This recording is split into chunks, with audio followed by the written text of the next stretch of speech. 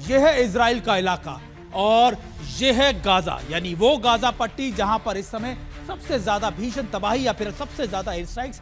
या फिर कार्रवाई इजराइल की तरफ से की जा रही है। यह है राफा का इलाका जो इजिप्ट और इधर यानी इजराइल के इलाकों से लगता है, जिसको सबसे पहले इजराइल ने यहां से काट दिया था ताकि इजिप्ट की तरफ से कोई मूवमेंट ना हो जाए या फिर हमास के लोग इधर ना भाग सके। फिर उत्तरी गाजा का वो इलाका जहां से सबसे पहले फोर्सेस घुसी थी, और अब जो सबसे ज्यादा फोकस है इजराइल का वो है गाजा सिटी के आसपास, या फिर आप कह सकते हैं कि देर अल बला और राफा के ऊपर, खान यूनिस के ऊपर। खान यूनिस वो इलाका है जहां पर आज ही इजराइल की तरफ से भी कहा गया कि इन इलाकों के पास यानी कि समुद्र के आसपास के इलाके हैं, यहां इनको खाली कर दिया जाए या फिर यहां पर जो ह्यूमैनिटेरियन एड है यानी जो राहत सामग्री है वो इन्हीं इलाकों में बांटी जाएगी। यानी अब इजराइल की कोशिश ये है कि जो पॉपुलेशन है उसको कंसोलिडेट किया जाए या फिर उसको एक तरफ इकट्ठा कर दिया जाए ताकि इजराइल फिर आगे की तरफ ये ऑपरेशन चला सके। अभी माना यह जाता है कि इजराइल का जो कब्जा है वो करीबन 40 से 50% से ज्यादा इलाकों पर